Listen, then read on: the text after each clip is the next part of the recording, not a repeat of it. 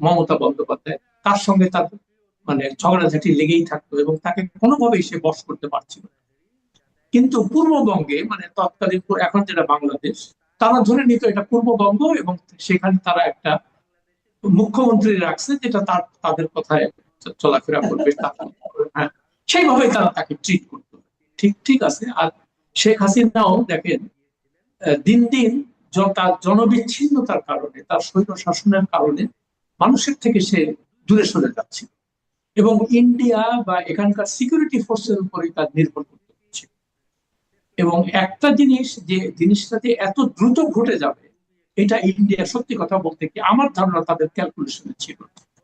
এবং আমি যখন ওই যে রিসেন্টলি যে মোদির বিপক্ষে যে ছাত্র আন্দোলন শুরু হলো ওই পরীক্ষার প্রশ্নপত্র ফাঁস নিয়ে, সেটা কিন্তু তুমুল পর্যায়ে চলে গেছে এবং তারা বললো এটা বাতিল করতে হবে, শিক্ষামন্ত্রীকে পদত্যাগ করতে হবে। দেখেন মোদি খুব ক্লেভারলি এবং ইন্টেলিজেন্টলি সেই জিনিসটা হ্যান্ডেল করলো। সে শিক্ষামন্ত্রীকে বরখাস্ত পদত্যাগ করালো এবং বললো, একটা চমৎকার বক্তৃতা করলো সে ছাত্রদের উদ্দেশ্যে, যে তোমাদের ব্যথা বেদনা আমরা বুঝেছি এবং আমাদের আরো আগে এটা বোঝা উচিত ছিল এবং তোমাদের যে তোমাদের ক্ষোভ গুলা জেনুইন।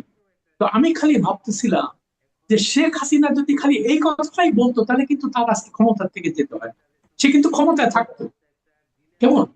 তো এই যে জিনিসগুলা ওই যে বলেন না যে আল্লাহর মায়ের দুনিয়ার বাইরে, মানে শেখ হাসিনা এমন পর্যায়ে চলে গেছিল শেষ দিকে যে আমার মনে হয় ওই আল্লাহর গজব নামছিল তারপরে, যে হাজার হাজার চেষ্টা করে আর সে থাকতে পারেনি। আমার খালি ওই একটাই জিনিস মনে হচ্ছিল যে সে খালি যদি খালি ছাত্রদের কথাটা মেনে নিত যে ঠিক আছে কোনো কোটা টোটা থাকবে না, তোমাদের মানে আন্দোলন জেনুইন এবং তোমাদের ক্ষোভটাও জেনুইন, আমি বুঝে গেছি এটা আমাদের, তাহলে কিন্তু তার আজকে সে ডেফিনেটলি সে ক্ষমতায় থাকে। কিন্তু ওই যে বললাম যে আল্লাহর মায়ের দুনিয়ার মায়ের, হ্যাঁ, যাই হোক। তো এখন ইন্ডিয়া যে জিনিসটা চাচ্ছে, ইন্ডিয়া মানে কেন শেখ হাসিনাকে এত তাদের কনসার্ন ছিল দুটো। ফার্স্ট কনসার্ন যেন বাংলাদেশের ভূমি, বিশেষ করে পার্বত্য চট্টগ্রামকে যেন কোনোভাবে ইন্ডিয়ার বিরুদ্ধে অ্যান্টি ইন্ডিয়ান যে ইনসার্জেন্সি গুলো হচ্ছিল তাতে সমর্থন না দেয়, যেটা আগের সরকারগুলো দিয়েছে। এটা আমরা জিয়াউর রহমানের সময় দেখেছি, এরশাদের সময় দেখেছি, খালেদা জিয়ার সময় দেখেছি। এটা ওপেন সিক্রেট, সবাই জানে।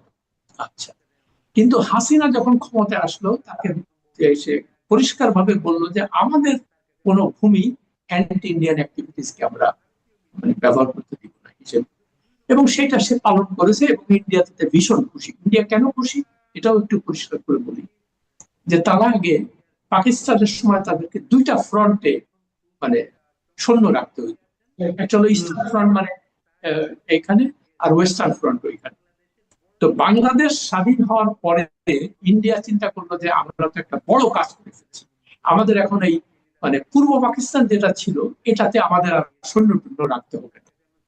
তো তারা পরের দিকে যে জিনিসটা করলো, পরে যখন মানে শেখ মুজিবুর রহমান ক্ষমতায় থাকা পর্যন্ত এই জিনিসটা ছিল না। তারপরে শেখ মুজিবুর রহমান নিহত হওয়ার পরে স্বাভাবিকভাবে এখানে অ্যান্টি ইন্ডিয়ানরা ক্ষমতায় এসে গেল এবং তারা আবার ওই অ্যান্টি ইন্ডিয়ান অ্যাক্টিভিটিস কে তারা মানে ফুয়েল করতে লাগলো, মানে তাদেরকে বাহবা দিতে লাগলো। ওই যে অনুপ চেটিয়া টেটিয়া এগুলো যারা ছিল তাদেরকে সবাই এনে এখানে রাখলো সবকিছু। তো ইন্ডিয়া চিন্তা করলো যে না, এটা তো এইভাবে হচ্ছে না। অর্থাৎ হাসিনা আসার পরে তারা এইটাতে প্রথম তাদের শর্ত ছিল এই জিনিসটা তুমি করবে, সে করলো। আচ্ছা, করার পর যেটা ইন্ডিয়া যেটা করলো, এখানকার যত সৈন্য মানে ইস্টার্ন ফ্রন্টে যত সৈন্য ছিল সব ওয়েস্টার্ন ফ্রন্টে কাশ্মীরে নিয়ে গেল, তারপর ওখানে মারতে শুরু করলো। যার ফলে এবং কাশ্মীরের যে মুসলমান অধ্যুষিত, তো ফলে বাংলাদেশের জনগণের মধ্যে একটা, বাংলাদেশের যেহেতু সংখ্যাগরিষ্ঠ মুসলমান, তাদের মধ্যে একটা ক্ষোভ সঞ্চার, যে আমাদের মানে মুসলমান ভাইদেরকে ভাই বোনদের এরকম মারতেছে। তো ফলে ইন্ডিয়ার বিরুদ্ধে ক্ষোভ মানে যে ক্ষোভটা, সেটা ইন্ডিয়া বুঝতে পেরেও এইদিকে তেমন কোনো নজর দেয় নাই। নজর দেওয়ার দরকার ছিল না তাদের। তো একটা হলো যে কোনো এখানে কোনো সৈন্য রাখবে না তারা, বা ইস্টার্ন মানে বাংলাদেশ তাদেরকে কোন রকম সাহায্য করবে না, যে অ্যান্টি ইন্ডিয়ান ইনসার্জেন্সি যেটা আছে। আর দুই নম্বর ইকোনমিক বেনিফিট, যত রকম ইকোনমিক বেনিফিট আছে তারা এক্সপোর্ট ইম্পোর্ট, তারপরে এগুলো সবকিছু ইন্ডিয়ানরা এসে ভরে গেল এখানে। ইন্ডিয়ান ব্যবসা বাণিজ্য, ইন্ডিয়ান কন্ট্রাক্ট, রাস্তা বানাইতে থাকলো তারা। এটা ফলে আবার মানে তাদের সাথে আমাদের যে রপ্তানি আমদানি রপ্তানির যে মানে চিত্রটা দেখলেই আমরা প্রায় $15 বিলিয়ন সেখান থেকে আমদানি করি, আর রপ্তানি করি মাত্র $1 বিলিয়ন। হ্যাঁ, কিন্তু একই ব্যাপারটা হয়েছে চায়নার ক্ষেত্রেও, কিন্তু চায়না নিয়ে লোকজন তেমন কিছু বলছে না, বিকজ চায়নারা তো হিন্দু না আর আমাদের ইমিডিয়েট নেইবার না। এটা হলো বাস্তবতা। তো এই জন্য আমি বলছি যে ইন্ডিয়া চিন্তা করতেছে যে আমরা কি করে এখন মোটামুটি একটা ওয়ার্কিং রিলেশনশিপে যেতে পারি, যেটাতে আমরা এনশিওর করবো আবারও তারেক রহমানের মাধ্যমে যে ওখানে কোনো অ্যান্টি ইন্ডিয়া অ্যাক্টিভিটিস কে তারা অ্যালাউ করবে না, প্লাস যেখানে ইকোনমিক বেনিফিট যেগুলো আসছে সেগুলো আবার আমরা কোনো রকমের ঠিক করতে পারি। কিন্তু এটাই হলো মূল কথা। আচ্ছা, এখানে একটা কথা এটা আলোচনায় আসছে বারবার, যে এই যে আপনি বললেন যে বাংলাদেশের সঙ্গে একটা ওয়ার্কিং রিলেশনশিপ রাখার ব্যাপারটা, এক্ষেত্রে কি আপনার মনে হয় যে শেখ হাসিনা ইস্যুটা একটা মানে আপনার সমস্যা তৈরি করছে? মানে এটা বললাম এই কারণে, দেখলাম যে আমাদের স্বরাষ্ট্রমন্ত্রী বারবার বলতেছেন যে আপনারা হাসিনা কার্ড খেলবেন কিন্তু আবার আমাদের সঙ্গে সুসম্পর্ক রাখতে চাইবেন, এটা তো হয় না। এবং ওনারাও কিন্তু শেখ হাসিনার ব্যাপারে বাংলাদেশের যে চাহিদা, সেই চাহিদা পূরণের ক্ষেত্রে কিন্তু খুব দৃষ্টিযোগ্য কোনো কিছু কিন্তু করছে বলে মনে হচ্ছে না। তো এটাকে ওনারা কিভাবে হ্যান্ডেল করবে মনে হচ্ছে আপনার? আচ্ছা, হচ্ছে না এবং হওয়ার কোনো কারণও নেই। ইন্ডিয়ানরা কিন্তু একটা জিনিস, আমি তাদের সাথে দীর্ঘদিন গত 40 বছরে তাদের সাথে আমি বিভিন্ন ভাবে ডিল করেছি। তাদের ডিপ্লোম্যাট বলেন, তাদের জার্নালিস্ট বলেন, পলিসি মেকার, শুধু এখানে ঢাকায় না, ঢাকা, দিল্লি, ওয়াশিংটন সব জায়গায় তাদের সাথে এই সমস্ত কথাবার্তা হতো। তো আমি তাদেরকে একটাই কথা বলতাম যে আচ্ছা তোমরা মানে আমাদের সাথে ঠিক আছে, তোমরা বলো যে আমাদের বন্ধু, কিন্তু তোমরা কি একবারও চিন্তা করেছো যে যে দেশটার 90% জনগণ মুক্তিযুদ্ধের সময় তোমাদেরকে সমর্থন দিছিল, তারা এখন তোমাদের বিরুদ্ধে চলে গেছে? কেন কেন গেছে? এটা কি তোমরা কোনো সময় ভাবো? হ্যাঁ ভাবি, আমরা জানিও কেন হয়েছে। হম, আমাদের হয়তো ভুল ত্রুটি ছিল, কিন্তু ওই যে বললাম যে প্রত্যেকটা দেশে একটা বিভিন্ন প্রেশার গ্রুপ থাকে, সেই প্রেশার গ্রুপটা চায় ইমিডিয়েট গেনটা করার জন্য। যেমন এই বাংলাদেশ স্বাধীন হওয়ার পরে কেন মেজর জলিল কেন হঠাৎ করে, তিনি নিজে একজন মুক্তিযোদ্ধা ছিলেন, তিনি কেন ভারতের বিরুদ্ধে বলতে লাগলো যে আমাদের সমস্ত অস্ত্রপাতি যা ছিল সব লুটপাট করে নিয়ে চলে যাচ্ছে, এবং যার ফলে জাসদের সৃষ্টি হয়। শেখ মুজিবকে বলা হইতো যে তিনি ইন্ডিয়ান এজেন্ট হয়ে গেছে, মানে বাংলাদেশের স্বার্থ বিরোধী কোনো কাজ সে করতে দিচ্ছেন, এইসব কারণে। তো ইন্ডিয়ানরা যে এটা বুঝে না তা, ইন্ডিয়ানরা বুঝে, কিন্তু তাদের হয় কি, তাদের যে টোটাল যে জিও পলিটিক্যাল যে তাদের ফ্রেমওয়ার্ক আছে, সেখানে বাংলাদেশ খুব একটা তাদের কাছে সত্যি কথা বলতে কি খুব একটা ম্যাটার করে না। এইটা আমার একটা মনে আছে এই প্রসঙ্গে, এখানে আইপি খোসলা বলে একজন হাই কমিশনার ছিল 1982 থেকে 85 পর্যন্ত। আচ্ছা, তার পুরো নাম হলো ইন্দ্রপ্রস্থ খোসলা। তার সাথে আমার বেশ ভালো, অন্যান্য হাই কমিশনারের মধ্যে খুব ভালো সম্পর্ক ছিল। তো একদিন উনি এক জায়গাটা একটা অনুষ্ঠানে আমার সাথে দেখা, মানে বলতেছে যে আশরাফ, আমি সকালে যখন নিউজ পেপার গুলো নিয়ে, তখন তো এত টিভি ছিল না, নিউজ পেপার দেখতেছি যে তোমরা মানে অ্যান্টি ইন্ডিয়ান মানে রেটরিক ছড়াইতেছো, আমাদেরকে ঘৃণা, আমাদেরকে গালিগালাজ করতেছো, এটা সেটা। তো তখন উনি আমাদের বলতেছে যে দেখো, আমি তো ঢাকায় থাকি, আমি তো এখানে পোস্টেড, আমি তো দেখতে পাচ্ছি তোমাদের সেন্টিমেন্ট, কিন্তু তোমরা যত অ্যান্টি ইন্ডিয়ান হিসেবে চিল্লাও, আমাদেরকে গালিগালাজ করো, এটা দিল্লি পর্যন্ত পৌঁছায় না। এই কথাটা আমার কাছে সাংঘাতিক সিগনিফিকেন্ট মনে হলো। তার মানে সে আমাকে আকার ইঙ্গিতে বুঝাইতো যে দেখো, আমি এখান থেকে টেলেক্স মানে মেসেজ সবই পাঠাই, কিন্তু ওখানকার যে জিও পলিটিক্যাল সেখানে ওই জিনিসগুলো ঢাকা পড়ে যায়। আমাদের যারা মেন কর্তা, তারা এগুলা মানে তাদের কাছে আরো এগুলো তত ইম্পর্টেন্ট মনে হয় না। তারা মনে করেন যে কোন রকমের যেভাবে চলতে এইভাবে চললেই হবে। তো এখন আমার ধারণা, ইন্ডিয়ানরা যদি এটা বুঝতে পারে যে না, বাংলাদেশের জনগণকে সত্যিকার অর্থে বন্ধু ভাব, ওদের আরেকটা সমস্যা হলো কি, যে যেহেতু তারা বাংলাদেশের মুক্তিযুদ্ধের একটা বড় ভূমিকা রাখছে, এটা তো কোনো অস্বীকার করার উপায় নেই। তো তারা মনে করে আরে মিয়া, তোমার জন্মই তো দিলাম আমরা, হ্যাঁ, তো আমি যা বলবো তোমরা।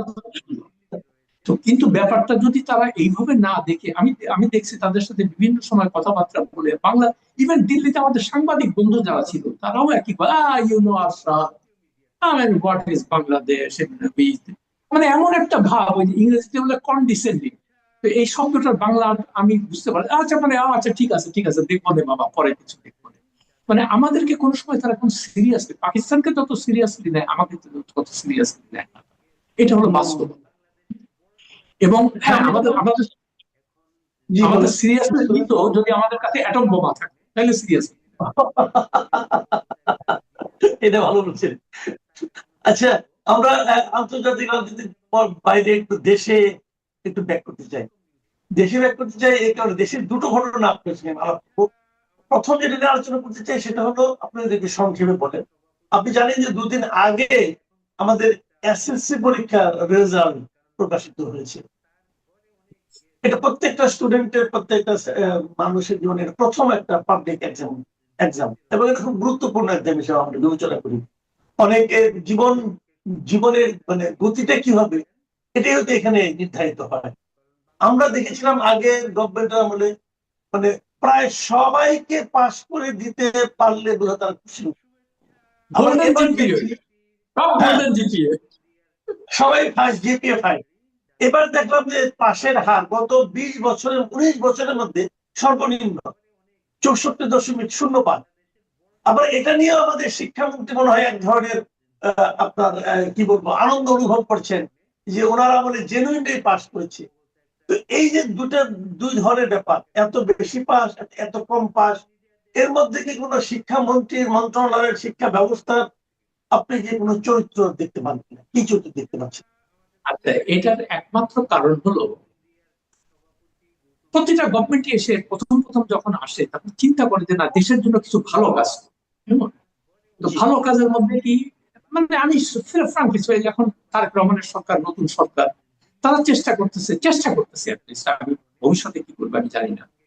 তো যে ঠিক আছে, আমাদের শিক্ষা ব্যবস্থা তো একদম মানে পচে গেছে, এখানে তো ওই যে দলীয়করণ করতে করতে তারপরে এইখানে স্কুল যেখানে দরকার নেই স্কুলে সেখানে স্কুল, সবকিছু রাজনৈতিক বিবেচনায়। আচ্ছা, যার যার সে এক একটা স্কুল বানাচ্ছে, কলেজ বানাচ্ছে, সেখানে নিয়োগ দিচ্ছে, আর বলতেছে এত ওখানে সবগুলারে পাশ করাইতে হবে, নাহলে কিন্তু তোমার দেখে নি।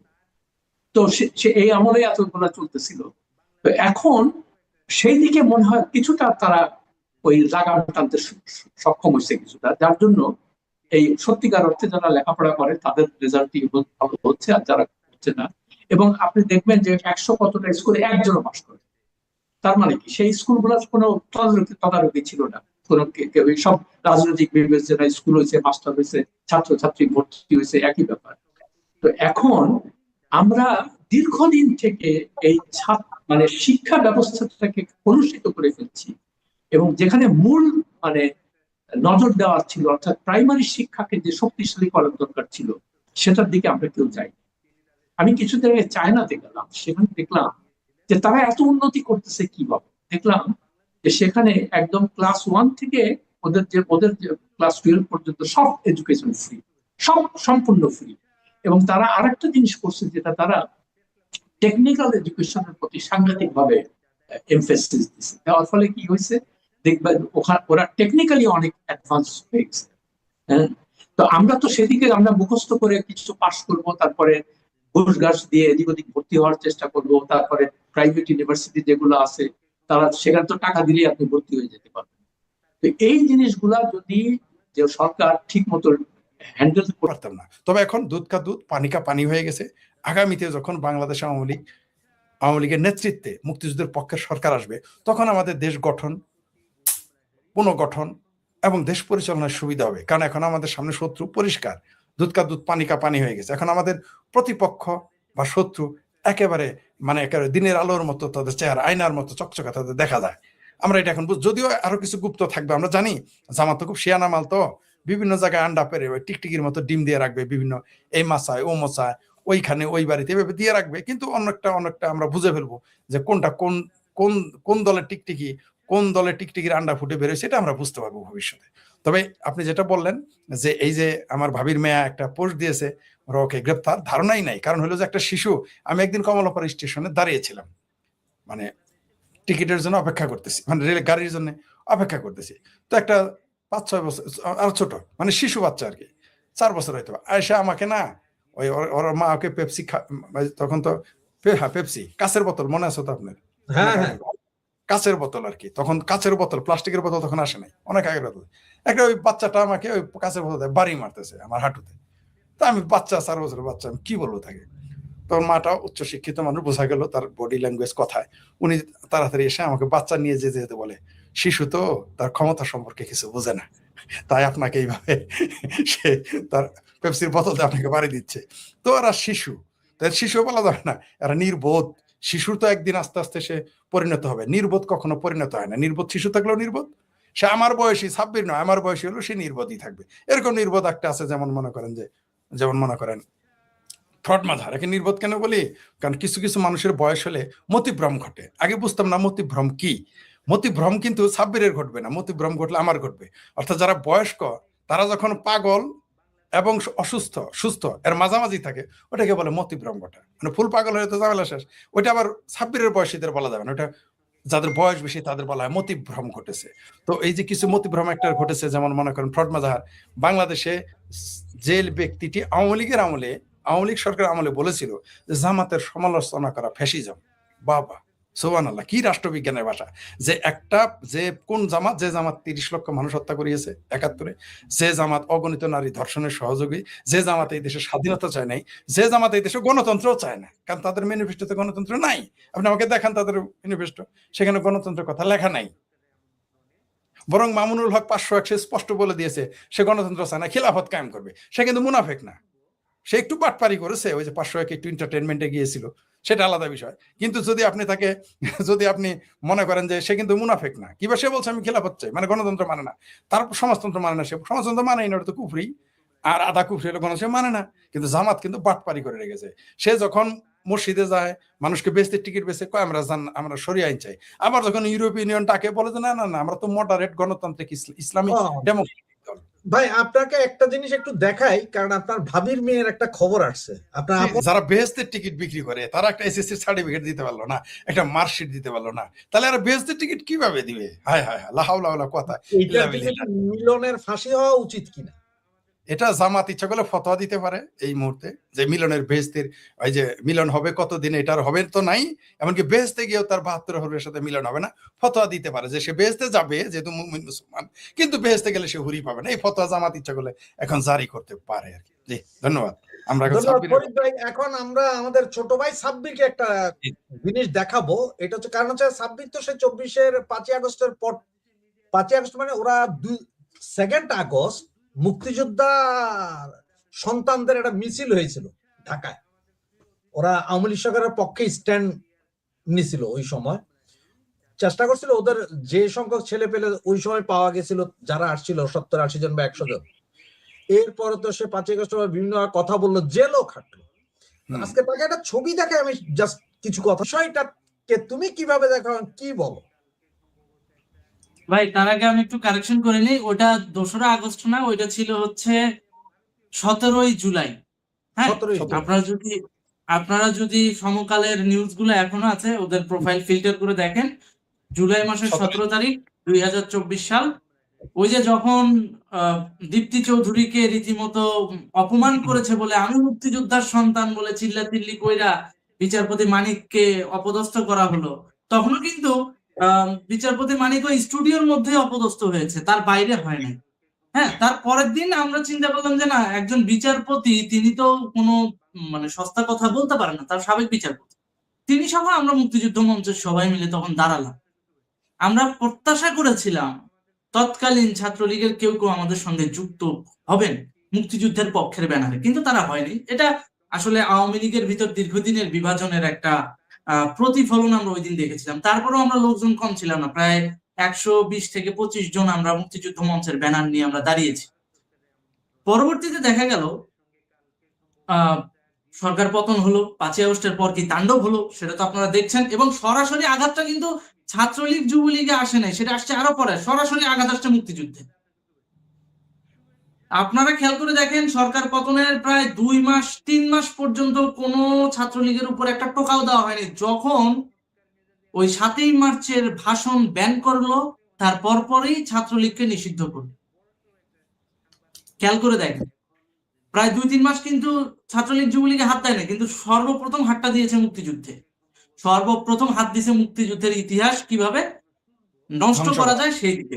হ্যাঁ, তো ওই যে যার ছবি আপনি দেখাইলেন একটু আগে, জুনায়েদ সাকি, এই জুনায়েদ সাকির একটা কথা বলি, এ কিন্তু দীর্ঘদিন প্রেস ক্লাবের সামনে সার্কাস করছে, শ্রমিকদের এই হচ্ছে না, শ্রমিকদের ওই হচ্ছে না, শ্রমিকরা এই করতেছে না, শ্রমিকদের মানে স্বার্থ, আওয়ামী লীগ থাকলে কোনোভাবেই সম্ভব না আওয়ামী লীগ থাকলে শ্রমিকদের স্বার্থ রক্ষা করা।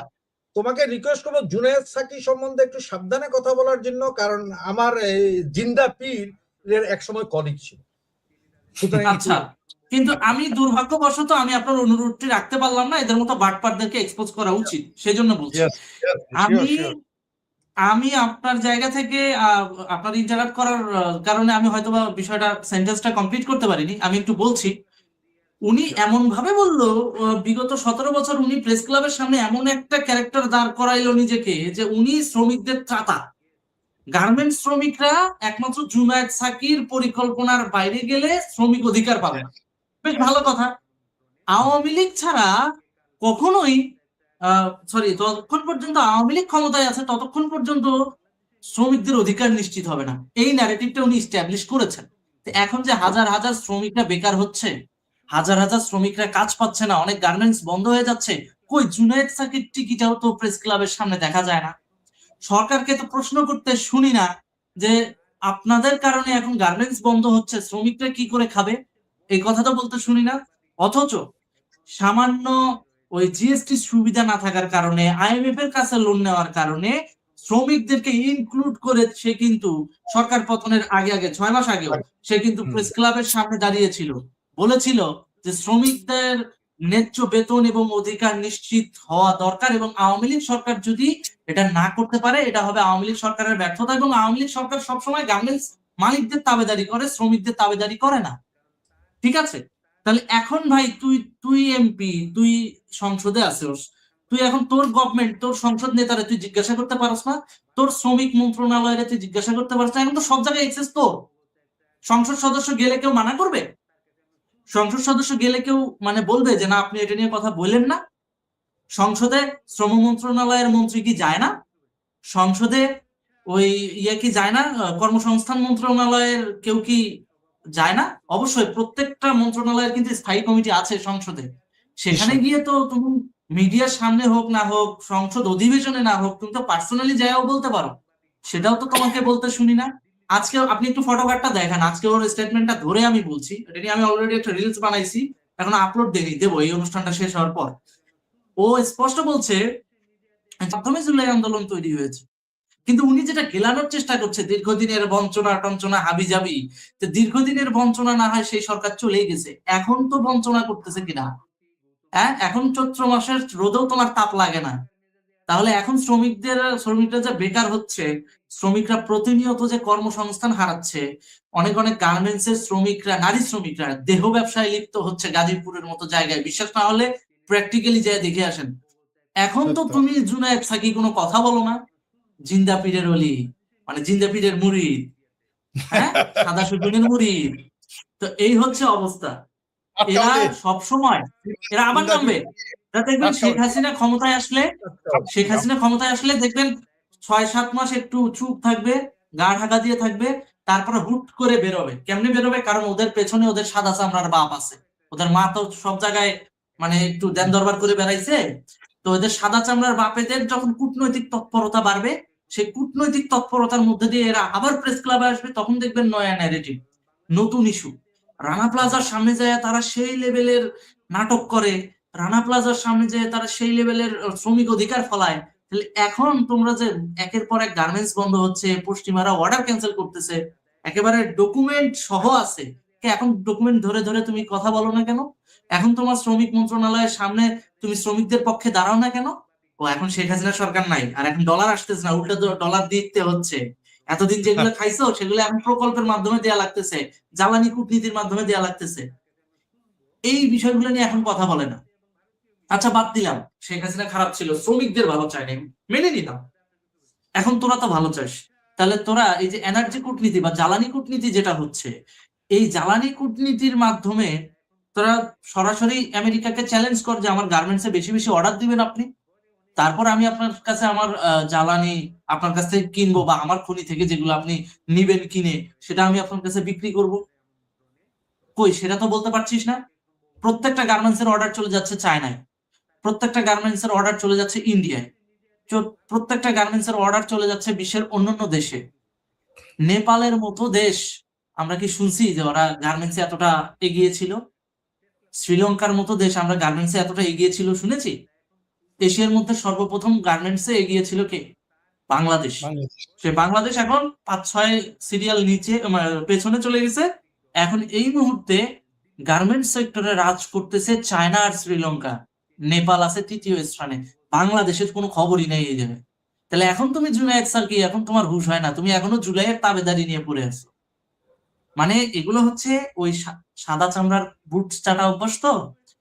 তো কিছুদিন সাদা চামড়ার বুট চাটবে, তলে তলে পাকিস্তানের সাথে আঘাত রাখবে, আবার সামনে এসে বলবে আমরা পাকিস্তানকে সমর্থন করি, পাকিস্তানের সাথে আমার ঐতিহাসিক দ্বন্দ্ব আছে, আমরা মুক্তিযুদ্ধের পক্ষে। কিন্তু তলে তলে ঠিকই আমেরিকার সঙ্গে তাদের ব্যাপক ষড়যন্ত্রমূলক আঘাত রয়েছে। এবং সে কোন লেভেলের আঘাত? সেটা হচ্ছে বাংলাদেশ বিরোধী আঘাত, মানুষকে জিম্মি করে সেই আঘাত। বেশ ভালো কথা, তুমি আমেরিকার সাথে সুসম্পর্ক রাখতে চাও, ভালো। কিন্তু তুমি যদি নিজেকে মুক্তিযুদ্ধপন্থী দাবি করো, তুমি তাহলে কোন হিসাবে বলো যে আমেরিকা তোমার শ্রমিকদের স্বার্থ রক্ষা করবে, আর তুমি সেই প্রেসক্রিপশনে প্রেস ক্লাবের সামনে দাঁড়াও? কারণ যেই আমেরিকা তোমার শ্রমিককে মারার জন্য 71 সালে পাকিস্তানকে অস্ত্র দিছে। এই সমস্ত বিবেকহীন লোকরা নিজেদের রাজনৈতিক প্ল্যাটফর্ম গুলোকে ব্যবহার করে শুধুমাত্র জনগণকে জিম্মি করে, জনগণকে বিভ্রান্ত করার জন্য। এর বাইরে তেমন কিছু না। আমি আমার জুনায়েদ সাকি সম্পর্কে আমার বলতে গেলে প্রায় 1.5-2 ঘন্টা বলতে পারবো। এগুলো হচ্ছে ফ্রড, পলিটিক্যাল প্রস্টিটিউট, এক্স্যাক্টলি। রাজনৈতিক বেশ্যা। এটা কখনো জনগণের না। জনগণের হলে এখন চুপ থাকার কথা না। আমরা তোমার কাছে আবার আসবো। ফরিদ ভাই, এটা কি ধরনের কথা? পূর্ণাঙ্গ নিরাপত্তা পাবেন, শেখ হাসিনা কি ওনার কাছে নিরাপত্তা চাইছেন বা বাংলাদেশের কাছে নিরাপত্তা চাইছেন, এরকম কোনো খবর এখনো শুনিনি। হঠাৎ এই কথাটা কেন? কিছুদিন আগেই বললো আওয়ামী লীগ নামে কোনো কিছু নাই, দলই নেই, দলই নাই, এতে দাফন হয়ে গেছে। তার সরকারের স্বরাষ্ট্রমন্ত্রী বলল দাফন হয়ে গেছে দিল্লিতে, ইত্যাদি ইত্যাদি। তারপরে বলল শেখ হাসিনা কোনোদিনই আসবেন না। এখন বলল, তারপরে বলল আসলেই তাকে ফাঁসির দড়িতে ঝোলাবে, তার জন্য রশি, কোন ধরনের রশি, কি ধরনের রশি, কি মম ঘষবো, কি মম ছাড়া না কি মম, কত কথা এগুলো আমরা শুনলাম। এমনকি জল্লাদ রেডি এটাও শুনলাম। তারপরে বলল যে তাকে আসতে দেওয়া হবে না, এটাও বলেছে। এখন বলতেছে যে তাকে নিরাপত্তা দেওয়া হবে। এবং এই খসড়া জাহিদ কবে যেন বলল যে, প্রথমে বলল কি যে আওয়ামী লীগের শেখ হাসিনার 5 আগস্টের যে প্রেস কনফারেন্স হয়েছে সেটাতে যারা লাইক দিয়েছে, শেয়ার দিয়েছে, কমেন্ট করেছে পক্ষে, তাদের বিরুদ্ধে মামলা হবে, হ্যান করেঙ্গা ত্যান করেঙ্গা ইত্যাদি ইত্যাদি বলেছে। তারপরে কি বলল যে সীমিত আকারে শেখ হাসিনার নিউজ দেখানো যাবে। তো 48 ঘন্টা না যাইতে বললো যে তাকে নিরাপত্তা দেওয়া হবে। আশা করি আর কয়েকদিন পরে আসলেই বলবে তাকে স্বাগত জানানো হবে। তারপরে বলবেন তিনি তো আমাদেরই প্রধানমন্ত্রী। আশা করতেছি এই কথাটাও এদের মুখ দিয়েই বের হবে। ডিসেম্বর তো অনেক দূর, 1 মাস না যাইতেই কত কথা এদের সুর পাল্টে যাচ্ছে। আরো পাল্টাবে, কারণ এদের তো মেরুদণ্ড নাই। ওই জুনায়েদ সাকির ব্যাপারে একটু বলি আর কি, যেহেতু যদিও আমাকে একটু প্রশ্ন শোনেন। জুনায়েদ সাকি বায়ে সিগন্যাল দিয়ে ডাইনে যাওয়া লোক, এটা বহু আগেই বলতাম। জুনায়েদ সাকি যখন লম্বা লম্বা, এমনি মানুষও লম্বা, কথা কইতো লম্বা, আমি বলতাম দেখেন, আমি নিজে ছবি তুলতাম তাদের, বাম ফ্রন্ট বা বাম ঐক্য 11 মানে যত বাম ফ্রন্ট আছে তাদের ছবি উঠাইতো, আসতো, আমি ছবি তুলে দিতাম, ভুলেও দাঁড়াইতাম। আমাকে বললে শেখ ফরিদ আপনি কেন দাঁড়ান না? আমি বললাম যে এই লোক পালাবে, এই লোক অচিরেই পালাবে। কি বলেন পালাবে কেন? আমি বললাম এ আসছে তো নিজের এখানে নিজেকে তার প্ল্যাটফর্ম তৈরি করার জন্য। মানে এই সমস্ত বামেরাও এই সমস্ত বেঈমানদেরকে আশ্রয় দিয়েছিল। এখন তো নিজেরাই বেঈমানি শুরু করে দিয়েছে। তাদের এখন তো মোটামুটি সব বেঈমানিদের সর্বদলীয় জোট ওইটা। সে প্রসঙ্গ থাক, সে হলো বাঁয়ে সিগন্যাল দিয়ে ডাইনে যাওয়া লোক, আমরা দেখেছি। এমনকি সে এখন সে মোটামুটি বলা শুরু করেছে সে বামপন্থী কেউ না, বলা শুরু করেছে। আর যেটা সাব্বির বললো যে শ্রমিক আন্দোলনে এত লম্বা লম্বা লেকচার দিয়েছে, শ্রমিকদের নিয়ে একটা ফেসবুকে পোস্ট দিতে পারে, তাও আমরা তাকে আর দিতে দিই, কারণ এটাই স্বাভাবিক। কারণ ক্ষমতায় গেলেই ভাষা বদলে যায়। এই যে কষা যায় তার ভাষাটা দেখেন তো, কি ভাষা সে বলে নাই, সে বলেছে যে বাংলাদেশে আওয়ামী লীগের রাজনীতি করার অধিকার নাই, শেখ হাসিনা এই দেশে আসতে পারবে না, এখন বলতেছে তাকে স্বাগত জানাবে। মানে এর এই শেখ হাসিনার সম্পর্কে, জননেত্রী শেখ হাসিনার সম্পর্কে এই কষা জাহিদ কি কি বলেছে, এগুলো শুধু আপনি পেছনের খবরগুলো নিয়ে আসেন, হাসতে হাসতে মারা যাবেন আপনি। তখন বলে কি আর এখন বলে অত কেন, 72 ঘন্টার মধ্যেই তার সুর দেখেন তো। 5 তারিখ থেকে আজকে হলো 11 তারিখ, এই 6 দিনের মধ্যে তার সুর কত রকম, তার ভাষা কত রকম, আরো যাবে, এইভাবে আস্তে আস্তে যাবে। কেবল তো পাঠা উনি যাবেন, উনি হয়তো আগস্টের শেষ সপ্তাহে যাবেন, মানে আরো আগে যাবেন, সম্মেলন আগে থেকে যাওয়ার কথাবার্তা চলতেছে। হঠাৎ করে এমন কি হলো যে গতকাল রয়ের চিফ সহ আরো 4-5 জন আসলো, এরপর আবার দীনেশ ত্রিবেদীর সাথে কথা বললো, আবার দীনেশ ত্রিবেদী সরাসরি দিল্লি উড়ে চলে গেল। কাহিনীটা কি হইতেছে আসলে দেশের ভিতরে ফরিদ ভাই?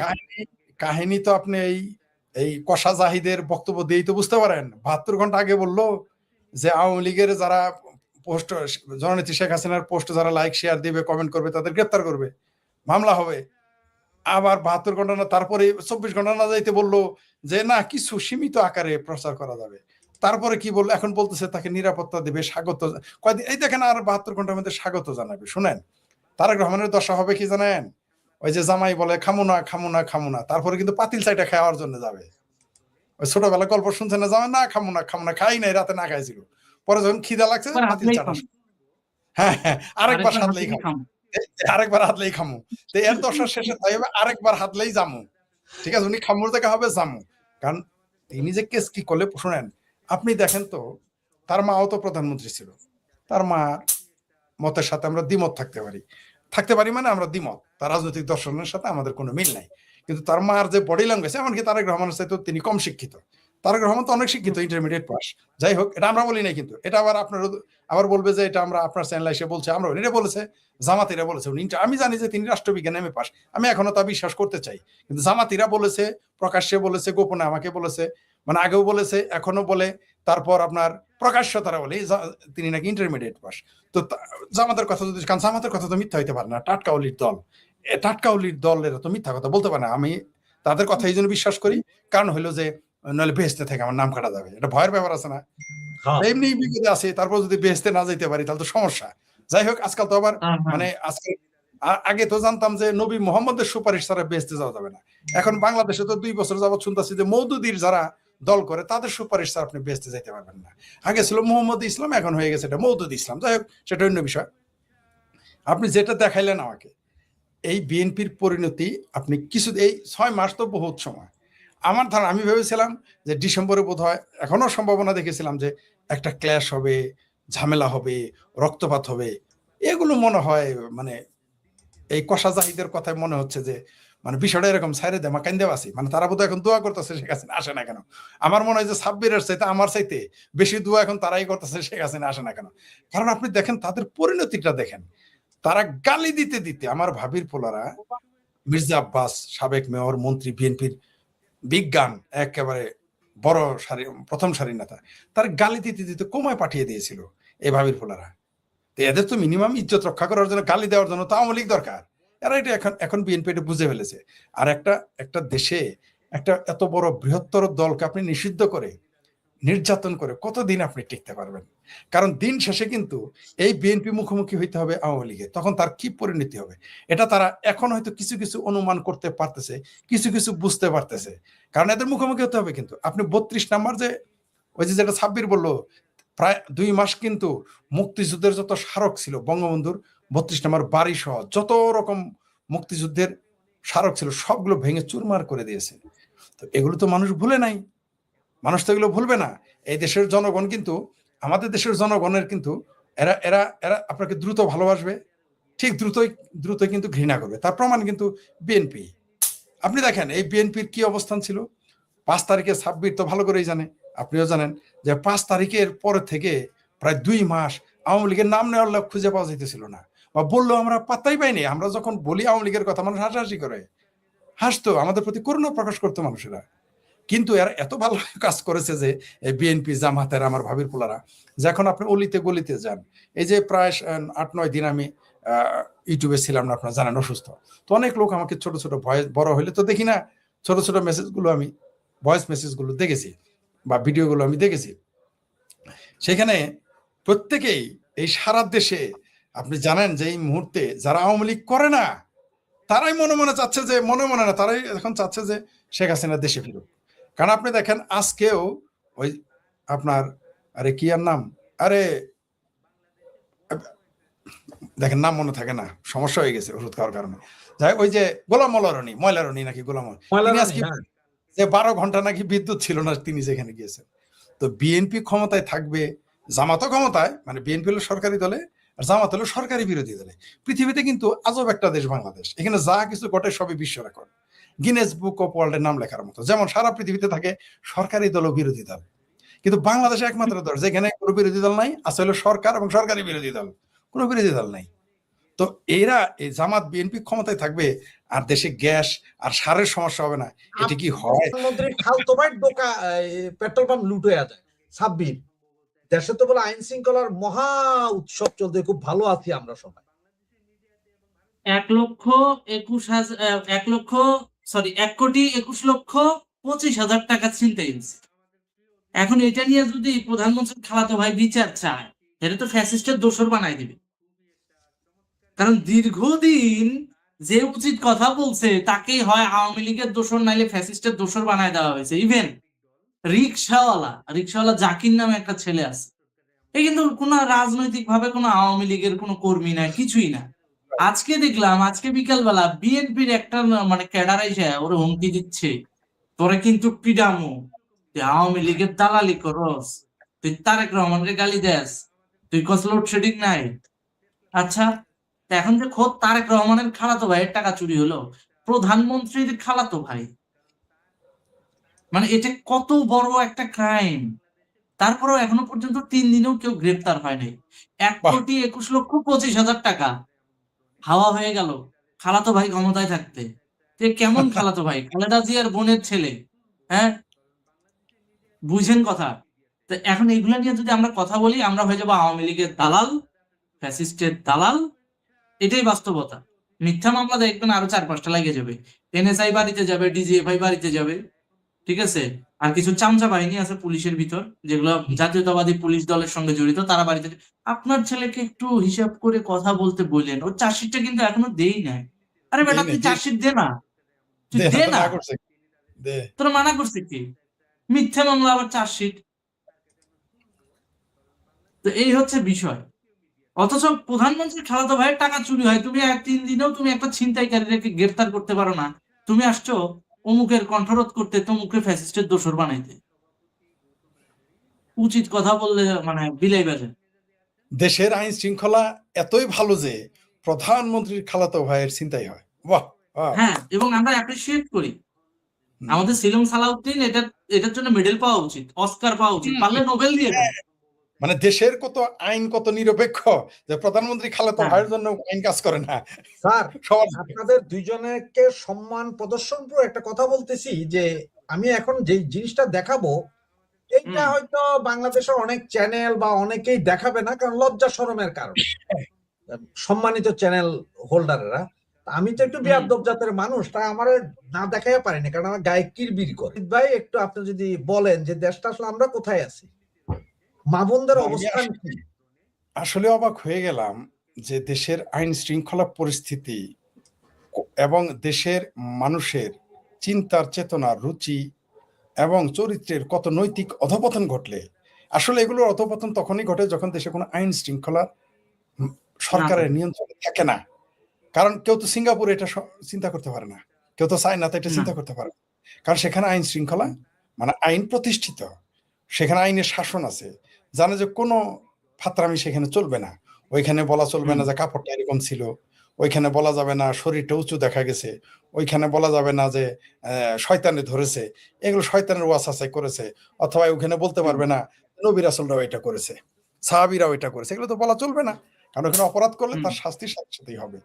তো এই যে আমি আসলে অবাক হয়ে গেলাম যে একটা দেশের মানুষ কত হিংস্র, কত পাষণ্ড হয়ে গেলে, মানে পুরুষ হিসেবেও যদিও আমি জেন্ডারে বিশ্বাস করি না, কারণ হলো যে মানুষ তো মানুষই, কিন্তু তারপরেও আমার কাছে আমি লজ্জিত যে পুরুষ মানুষ হিসেবে, কারণ আমার জেন্ডার তো পুরুষ, তো এই জন্য খুব লজ্জা পাচ্ছি যে পুরুষ এত নিকৃষ্ট হয় কি করে, যে একটা দ্বন্দ্বের কারণে একজন বৃদ্ধাকে হাসপাতাল থেকে তুলে নিয়ে পর্যায়ক্রমে উপর্যুপরি ধর্ষণ, মানে কতটুকু ভয়াবহ। এবং এগুলো কিন্তু মুসলমান, এবং এরা কিন্তু মুসলমান আবার, ঠিক আছে, এরা কিন্তু আবার তৌহিদি জনতা, ইমানদার।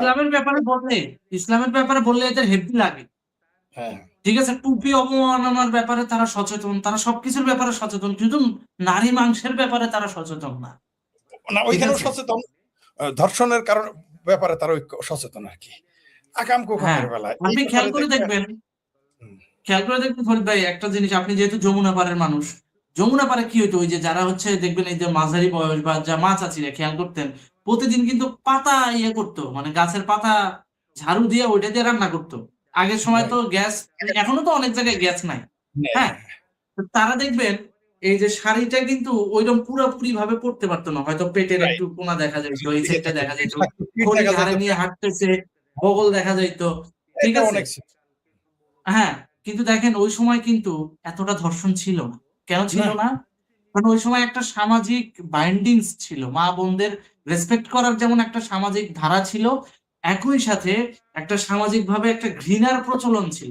এখন যে যত অন্যায় করে সে তত ক্রেডিটবান, সে তত নন্দিত, সে তত নন্দিত, আর যে যত মানে করে, মানে ভদ্র, তাকে বলা হয় বিড়াল, ভেতো বাঙালি। তোমাকে একটা শেখ হাসিনার দোষর হয়ে গেল নাকি? হ্যাঁ, কালের কণ্ঠ কি শেখ হাসিনার দোষ? আমার তো অন্য প্রশ্ন, শেখ হাসিনাকে কাঁঠাল রানী বলা হয়েছিল কেন? সে কাঁঠালের বার্গারের কথা বলছে, যেটা ইন্টারন্যাশনালি ব্যাপক ফেমাস এবং ব্যাপক টাকা, ওখানে মার্কেটও ভালো। এবং ইতালি, রোম, ফ্রান্স, আপনি দেখবেন কাঁঠালের বার্গার বিক্রি হয়। চীন, থাইল্যান্ডেও কাঁঠালের বার্গার বিক্রি হয়। এইটা যখন সর্বপ্রথম বাংলাদেশের সংসদে নিয়ে আসা হলো, তখন শেখ হাসিনা খারাপ ছিল, বেশ ভালো কথা। তাহলে এখন তোমরা কাঁঠালের বিস্কুট বানাচ্ছ, তাহলে তারেক রহমানকে কাঁঠাল বাবা উপাধি কেন দিচ্ছ না? কাঁঠাল ভাইয়া, কাঁঠাল ভাইয়া, কাঁঠাল ভাইয়া, কাঁঠাল ভাইয়া উপাধিটা কেন দিচ্ছ না? ও, ওখানে তোমাদের হালাল হারাম কাজ করে না, এখন ছবি চুপ, জামাত ভোট বাহিনী চুপ, যাহা আওয়ামী লীগের আমলে হারাম, এই সরকারের আমলে তাহা হারাম, হালাল এই সরকারের আমলে সেটা হালাল, সেটাই তো দেখতেছি এখন। এখন আপনাকে একটা প্রশ্ন করি, সবচেয়ে মজার জিনিস, আমরা তো বাংলাদেশ সারাদিন ঢাকা না দিল্লি, ঢাকা না দিল্লি খুব মিছিল করতাম। জি জি, এরপরে আমরা বারবার বিভিন্ন জায়গায় আমরা পোস্ট দিতাম, এই আমেরিকা ভারতকে ছুঁড়ে ফেলে দিয়েছে, ভারতের অবস্থা খারাপ, ভারত কিছু করতে পারবে না। এখন ভারতের স্বাধীনতা দিবসকে আমেরিকা ইন্ডিপেন্ডেন্স ডে ঘোষণা দিছে, এই সম্বন্ধে এখন আপনি কি বলবেন? যে ভারতকে ছেড়ে দিল না পাকিস্তানকে ছেড়ে দিল? এই খবরটা কিছুদিন আগে এসেছে। আমি জুলাই 25 সালের প্রথম দিকে বলেছিলাম যে এই আমেরিকা ভারত এবং আওয়ামী লীগের আবারও তাদের সাথে সম্পর্ক প্রতিস্থাপন করবে। তখন এই যে আজকে যারা বলতেছে যে আমেরিকার পিড়িতে গদগদ, তারাই দেখবেন তখন আমেরিকার সমালোচনা শুরু করে দিবে। ভারতের সাথে আমেরিকা কখনোই ফাইটে যাবে না, চীন যাচ্ছে না, কারণ এখানে 140 কোটি মানুষের মার্কেট, এই পৃথিবী এখন মার্কেটিং, হ্যাঁ, এই যে এত বড় বাজার, কে স্যার এই পৃথিবীতে যত যুদ্ধ হচ্ছে সেগুলো তো মার্কেটের জন্য, বাজারের জন্য, ভোক্তা আছে এখানে 140-50 কোটি ভোক্তা, এবং তারা এমন না যে এটা আফ্রিকার দরিদ্র দেশ। এখন ভারত পৃথিবীতে 5 নম্বর থেকে 3 নম্বর অর্থনীতির দেশে চলে আসছে। তো এই দেশটাকে না চায়না ছাড়তে চাবে, না আমেরিকা ছাড়তে চাবে, কেন ছাড়বে রে ভাই? আমার সাথে মনে করেন যে যতই সাব্বিরের খারাপ সম্পর্ক থাকুক, আমার ভাতিজার সাথে মনে করেন সাব্বিরের সম্পর্ক খারাপ, খুব খারাপ, কিন্তু আমার ব্যবসা হচ্ছে, আমি তখন বসে থাকবো? আমি তো ব্যবসা করবো। সাব্বিরও চিন্তা করবে যে ফরিদ সাহেবের ভাতিজার সাথে আমার বিরোধ, তাতে কি, ফরিদ সাহেবের সাথে ব্যবসা, আমিও তাই চিন্তা করবো। আরে ভাতিজা কেন, আমার পোলার সাথে ঝগড়া হইলে কি আমি সাব্বিরের সাথে ব্যবসা বাদ দিব? কখনোই তা করে না মানুষ, ব্যবসাকে বাদ দেয় না। কারণ বিজনেস হচ্ছে এমন একটা বিষয় যে বিজনেসের ব্যাপারে মানুষ যে কোনো ছাড় দিতে প্রস্তুত, ছাড় দিতেও যেমন প্রস্তুত, বিজনেসের জন্য যুদ্ধ করতে প্রস্তুত। আমেরিকা যদি বাংলাদেশে বিজনেস করার সুযোগ থাকতো চায়নার মতো, ভারতের মতো, তাহলে তার বিগত সরকারের সাথে আমেরিকা বিরোধ করতো না। কারণ এখানে রূপপুর পারমাণবিক কেন্দ্রকে রাশিয়া, রেলকে জাপান, তবুও জাপান তার বন্ধু রাষ্ট্র, আর অন্যান্য কি চায়না, বন্দরকে চায়না, কে আসে ভারত। তো এখানে যদি আমেরিকাও থাকতো তাহলে কিন্তু কিছুই হতো না। মার্কেট দখলের জন্য এত কিছু। কি কারণে এত যুদ্ধ হয়? আপনি দেখেন ভেনেজুয়েলা থেকে যে প্রেসিডেন্টকে তুলে নিয়ে গেল, ইরানে হামলা করলো, উদ্দেশ্য কি? উদ্দেশ্য হলো চীনের মার্কেট ধ্বংস করা এবং সেই মার্কেটটা নিজের করায়ত্তে না, আর তো কিছু না। মানুষ দেখতেছে এখানে ধর্ম, মানুষ দেখতেছে এখানে সাম্রাজ্যবাদ, মানুষ দেখতেছে এখানে কি ইহুদিজম, মানে আপনার বলতেছে ইসরায়েলের প্রতিষ্ঠিত না। রে ভাই, ওই ইসরায়েল যদি আমেরিকার জন্য ব্যবসার জন্য হুমকি হইতো, ইসরায়েলের পক্ষে যাইতো? কোনোদিনই যাইতো না। আবার ইসরায়েল যদি জানতো যে আমেরিকার সাথে তার ব্যবসা হবে না, ইসরায়েল প্রীতি করতো? কোনোদিনই করতো না। দ্বিতীয় বিশ্বযুদ্ধে ইহুদিরা কি করেছে? তারা দুই দেশে দুই গ্রুপে বিনিয়োগ করতো। তারা জার্মানের হিটলার কেন ইহুদিদের মারতে গেছে? সে দেখলো কিরে বাবা, আমারও কাছে বিনিয়োগ করে, আবার ব্রিটেনেরও টাকা দেয়, আমেরিকারও টাকা দেয়, এই জন্য সে ভয় পেয়ে গিয়েছিল। তার জন্য সে ইহুদিদের বিরোধিতা করেছে। ইহুদিদের বিরোধিতা কেন করেছে? ইহুদিরা কি তারা খামসা মারছিল না? কি কারণ? যখন সে দেখে ফেলেছে যে ইহুদি দুই জায়গায় আছে। কারণ পৃথিবীতে বিজনেস ছাড়া আর কোনো কিছু। আমেরিকা প্রথম বিশ্বযুদ্ধে আমেরিকা যুক্ত হয় না কেন? কারণ বিজনেস করেছে। সে দেখছে যে যুদ্ধে না গেলে বিজনেস ভালো। দ্বিতীয় বিশ্বযুদ্ধে আমেরিকা কেন অংশগ্রহণ করেছে? দেখছে যে এবার ঢুকলে ব্যবসা ভালো, তার জন্য করেছে। আপনি যা দেখছেন তো ভারতের 140 থেকে 50 কোটি ভোক্তা, এত বড় মার্কেট, এত বড় বাজার, এত বড় একটা প্ল্যাটফর্ম আমেরিকা ছেড়ে দিবে? চায়না ছাড়ে না। যে চায়নার সাথে তার বিরোধ, আমেরিকার সাথে তো সরাসরি ভারতের বিরোধ নাই, তাই না? 1971-এ মুক্তিযুদ্ধের প্রসঙ্গ ছাড়া ভারতের সাথে আমেরিকার তো আমি কোথাও বিরোধ দেখি না, মানে বড় কোনো বিরোধ আমরা দেখি না। তাহলে কিন্তু চায়নার সাথে আমেরিকা এখানে ঢুকছে শুধুমাত্র চায়নার ইনভেস্টমেন্টটা যেন ঠিক মতো ভ্যানিশ করা যায় বাংলাদেশে, এই কারণে। আর কিছুই তা না। নাহলে বাংলাদেশের কে সরকার আছে না সেটা নিয়ে আমেরিকার এত ইয়ে ছিল না।